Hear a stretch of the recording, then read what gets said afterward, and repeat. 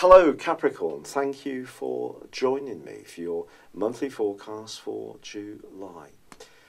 Your ruling planet Saturn has a much maligned reputation, and let's be honest about it, if you know your astrology, you know it's well deserved. If Saturn gets on a key point or forges a key angle with a natal planet, a transiting planet, a secondary direction, or perhaps a progression, then certainly the mischief can be very well deserved. It can have a massive impact. It is about obstacles, but it's also about teaching us lessons. But you know, you get a bonus ball this month, Capricorn, because Uranus, the planet of surprises, which moved mid-May into your sector of romance and creativity, is forging a brilliant link to Capricorn in your zodiac sign for the whole of this month. This is fantastic, because if you think about it, Uranus is about change, Saturn's about stability. So if you put the two together in a positive way, we get structured change, which can stand the test of time. So some kind of evolution could go on for you this month, which actually you fully welcome. And of course, we have the Sun, at the heart of everything in our solar system, is in your sector of relating as this month begins, in the sign of Cancer.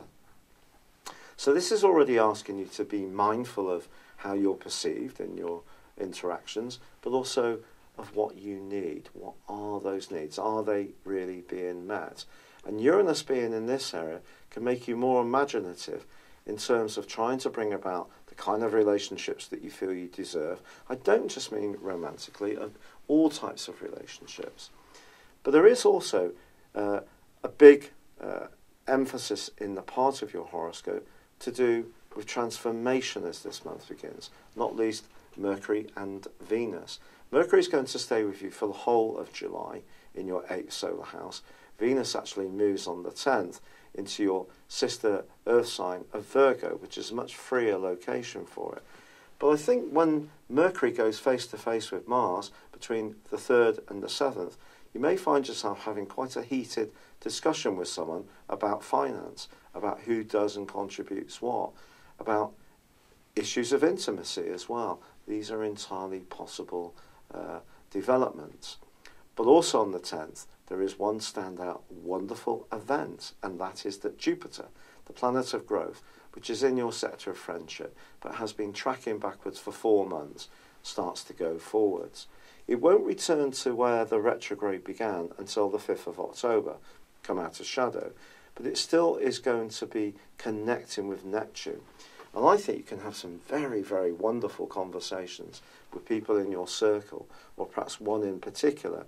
In fact, one friend could really be quite inspirational, and you can spend more and more time together, perhaps chewing the cud, talking into the wee small hours about subjects that really do join you together and bind you in a sense of purpose.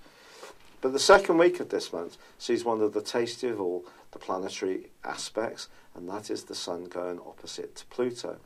Now, Pluto is about transformation, and it's in your sign, so it's about your individual self. So since 2008, depending on where your birth time is, or birth date is, within Capricorn, it will have had an impact on you. So if you're born in the first 2/3 of Capricorn, the first 2 decans, it will have had an impact.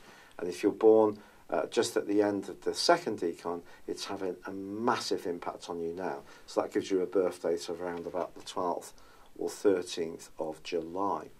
And this isn't necessarily an easy one, because Pluto is also about the things we don't necessarily want to look at, the dark side of life, possessiveness, jealousy, rage, anger, but it's also about money, it's also about sex, and it's also about power.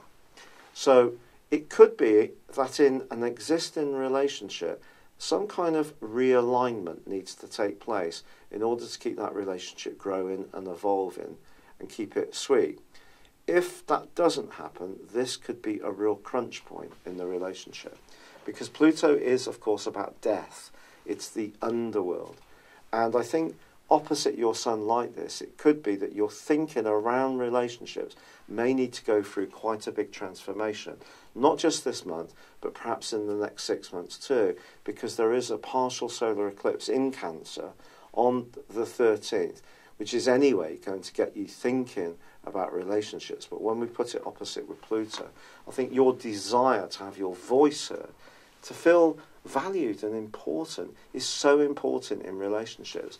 So if you're in one where your needs seem to get flicked off, it could be with a friend, it could be with a colleague, you're going to start to make more of a stand. You're not going to have it. You're going to be more powerful and potent in the way you stand up for your rights and your needs.